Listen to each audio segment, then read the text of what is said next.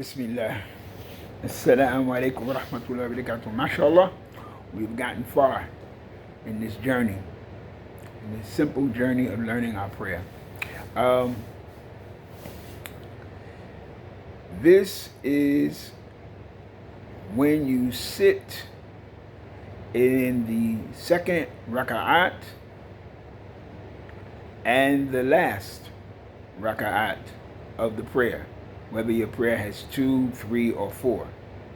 You always have a sitting in the second raka'at and in the last raka'at. The only time you have a prolonged sitting on the third raka'at is when the prayer, like the sunset prayer, has only 3 raka'ats. So you will sit after the second, and then you will also sit on the third. All the others. You know how in the beginning I taught that there are 7 positions: standing, bowing, return to standing, prostration, sitting back, second prostration, and sitting back, saying 7. You will see, and probably have seen, that there are some who don't sit back. They only make 6 movements in one raka'ah. After the second prostration, they go immediately to standing up. And this is also permissible. And this is okay. As I've said in my previous video, there are some legitimate differences. Okay? On the first raka'at and the third raka'at in any prayer, certain brothers do not sit back. They go from the second prostration immediately to standing back up, which is okay. All right. There are a lot of different reasons. No need to go into them now in terms of why I teach the brief sitting before standing up. Simply keep the consistency, because in the second raka'at and the last raka'at of the prayer, there is a longer sitting. And you would have noticed that you'll see people when you sit and you pray in congregation, and at some point you'll see people raising their finger. Sometimes they're moving their finger, and others just have their finger up for a short period of time, and sometimes you'll see others holding their finger a longer period of time. At that time, there's a short prayer that is said. The ending of that prayer is done with making the declaration of the Shahadah. Okay? Same like you did when you embraced Islam. Sometimes people actually hold one another's hand when they declare the Shahadah. Sometimes you will see them have a person raise their right index finger when they testify like this Shahadah. Both are okay. In the prayer is when they are making this Shahadah. Okay? And you're saying one of the 10 phrases, if you went through the cycle and learned and looked at the 10 phrases, one of the 10 phrases is La ilaha illallah Muhammadur Rasulullah. This only has a slight variation to add onto that. Today, there's nothing that deserves to be worshipped except Allah. La ilaha illallah. In the Shahada, you add the word ashhadu. I testify. I bear witness.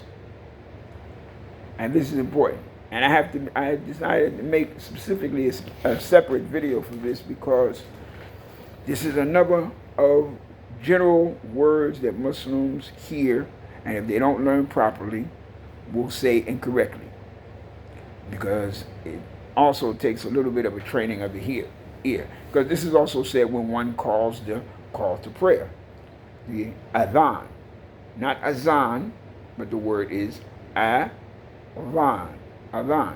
Okay. The mistake that generally many people make, even people who are raised in Islam, if you're not careful, if you learn to listen carefully, you will hear the difference. Because there's 2 words, esh, hadu. Many people make a mistake and say ashadu, ashadu, and it's not ashadu. It's ashhadu, ashhadu Allah ilaha illallah. Ashhadu, ashhadu.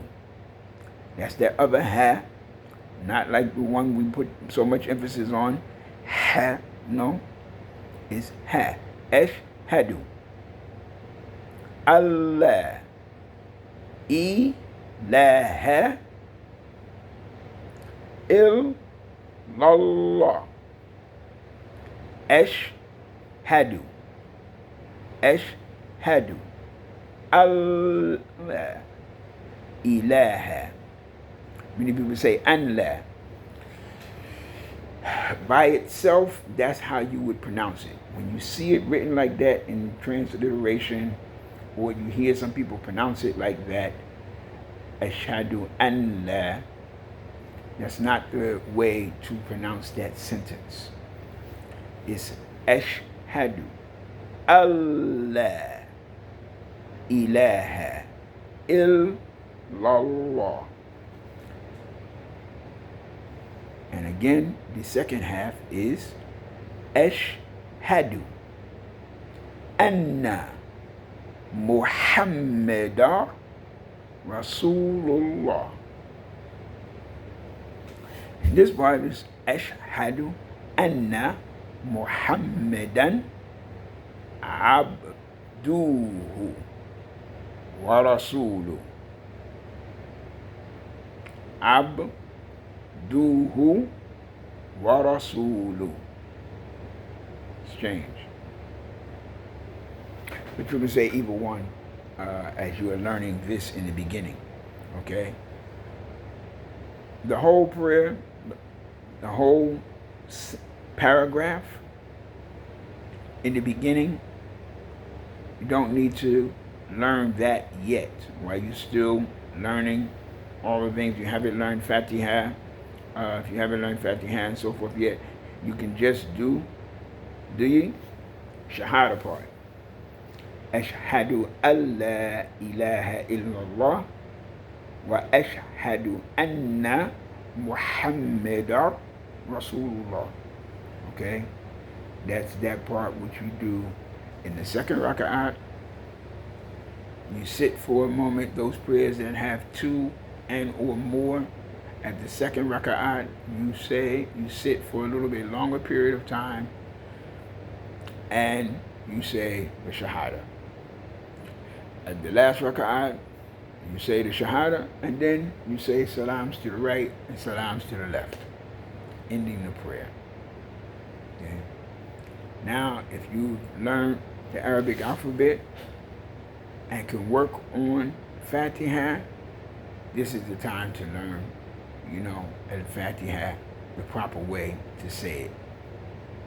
Because now you've had enough practice with some of the letters that you will encounter in reciting Fatiha, so you've gotten a head start, and so you'll be able to